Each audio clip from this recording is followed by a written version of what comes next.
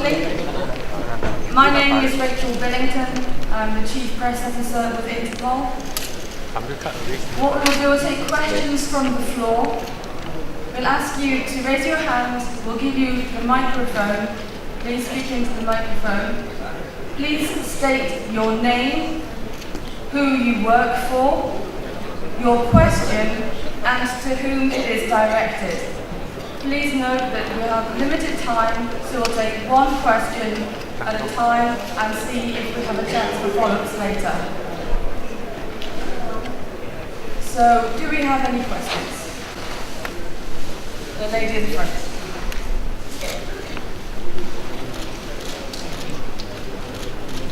Hi, this is this switched on? It's a dead microphone. Yeah, technology. Hi, this is Stephanie Scowen from Al Jazeera. I'll try not to Stephanie. A question for Mr. Noble from Interpol. You mentioned in your speech that you were tracking someone on a flight from Singapore to Italy. Is that Mr. Tendon? I didn't quite catch the name. That was my first question. Sorry. I didn't give the name intentionally. Okay. I'm not authorized to give the name, and we'll know about it when the plane lands if the arrest is made. And that's going to happen in a few hours from now? Yes. Yeah, okay. So my question is, you're talking about cooperation between the different organisations involved in tracking match fixing, and the problem of keeping organised crime at bay. How long is this going to take? You're talking about you're already 2 to 4 years behind the best match fixers. This is going to be this is not going to be solved overnight, as you might hope. The problem of match fixing has been around since the beginning of time.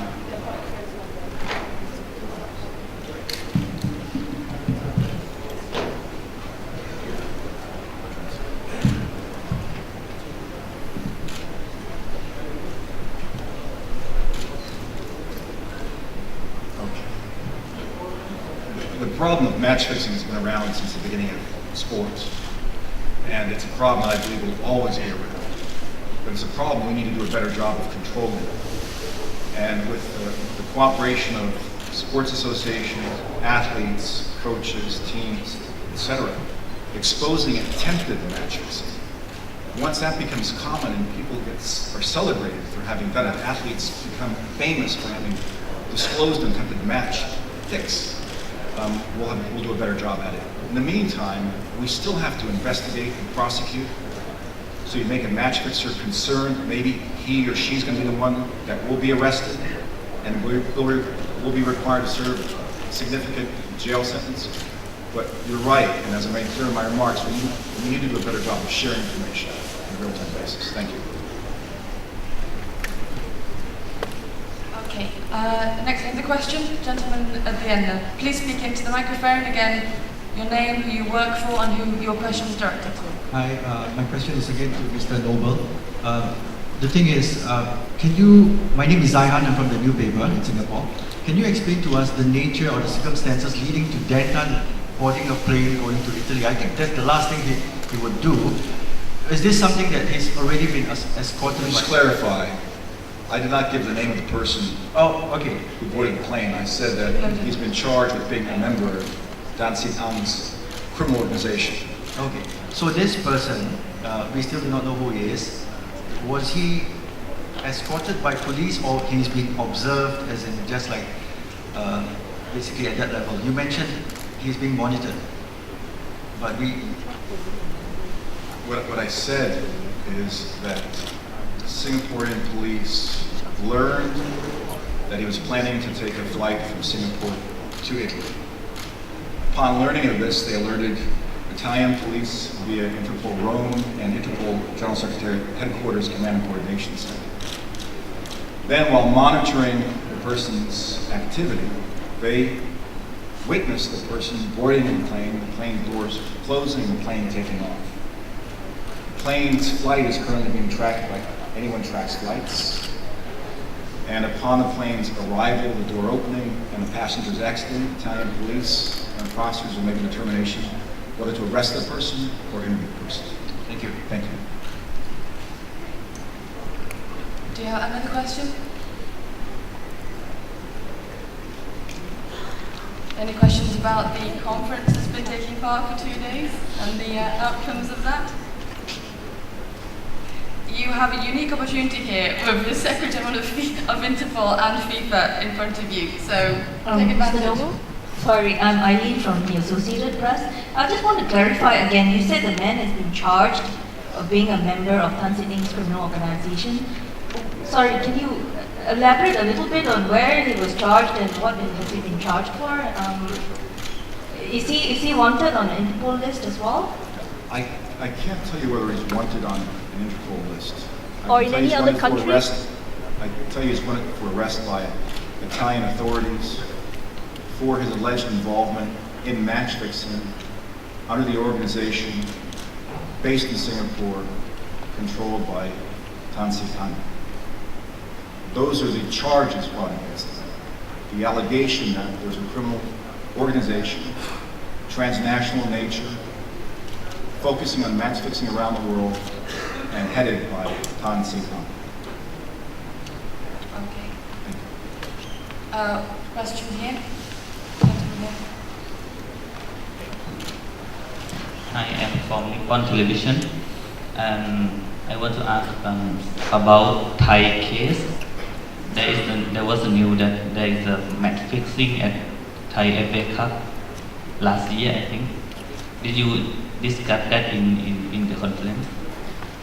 I was in Thailand for the ASEAN heads of police meeting, and I did not discuss any Thai match fixing cases. I met with Singapore's police commissioner to discuss the deployment of investigators from the Singaporean police force to Interpol headquarters in order to follow the leads and evidence of the Operation V2. The specific case that you're speaking about, I have no information about. Gentleman over there.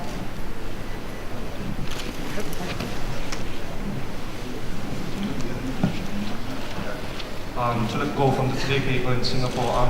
Question for Mr. Noble, please. This alleged associate of Tan Sin Ang, which is being monitored right now en route to Italy,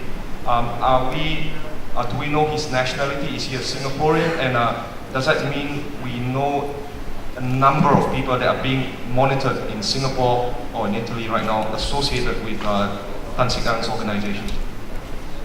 So Singapore has received a lot of criticism in the media as of late, especially following the press conference concerning Operation V2. The criticism has been based on the view that Singaporean police authorities, judicial authorities, prosecutors weren't doing enough to investigate or fight match fixing. I think the case that I told you about, the case that is unfolding right now, makes it clear that Singaporeans, like European Union investigators and prosecutors and judges, are required to follow their law.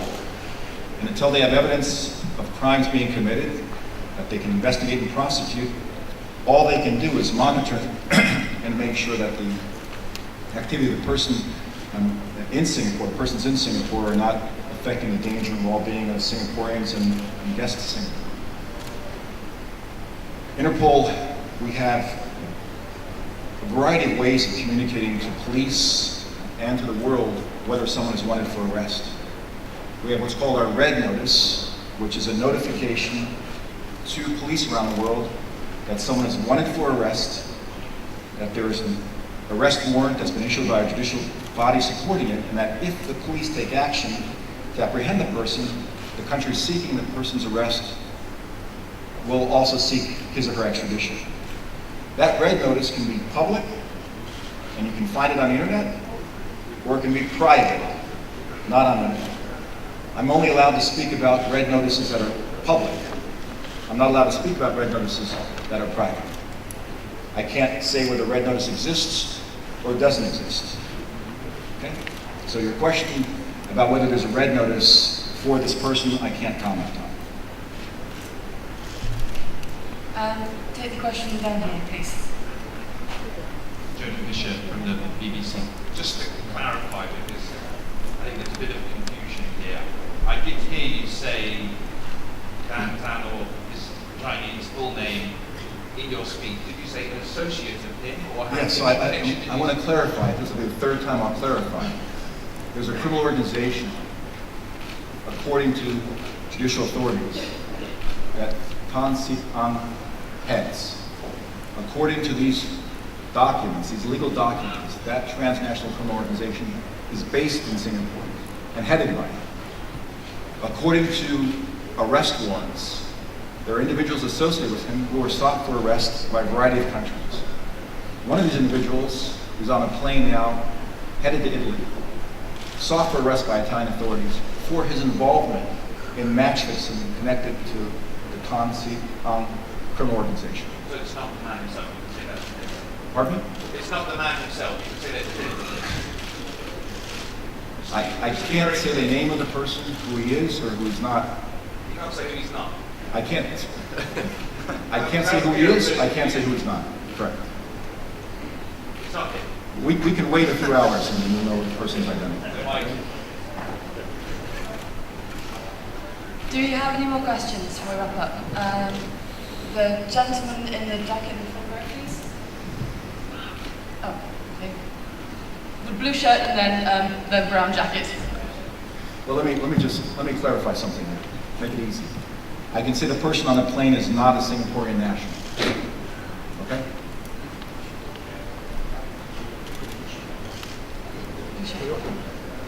I'm Mr. Noble, I'm Shani from the FB. Number one, can you tell me which nationality this man is? And how crucial is his arrest or detention to taking down Tan Sik Ang?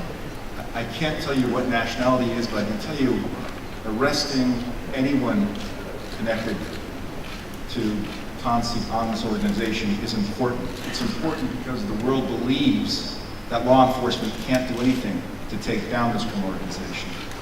The world believes that he and his associates can't be touched. They're above the law.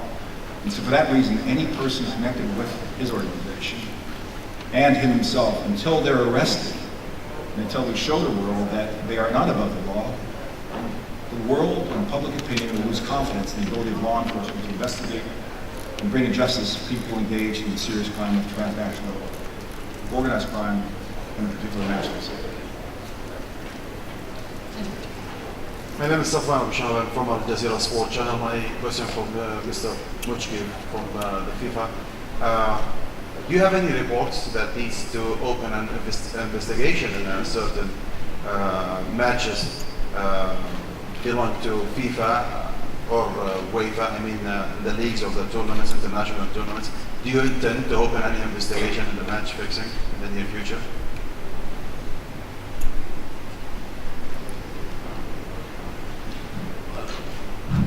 If I understand you correctly, you're asking me if I intend to open cases on behalf of FIFA.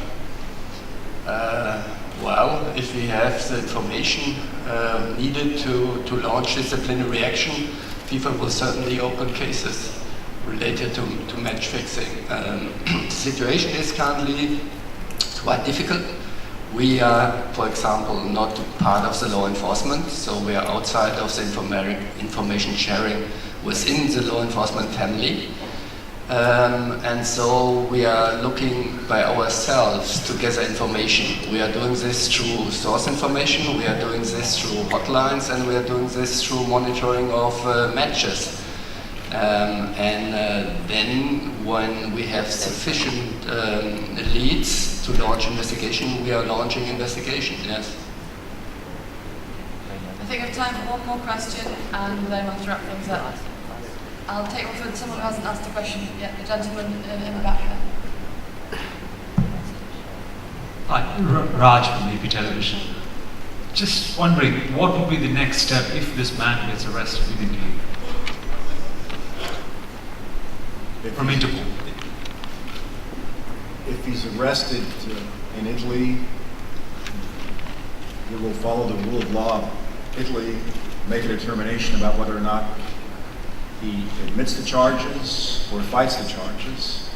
And if he admits the charges, the hope is that, or even after, if he's convicted, the hope is that he would cooperate with law enforcement. Tell us all that he knows about his alleged criminal conduct or actual criminal conduct. Is that, in other words, you building a stronger case against Dan Tan?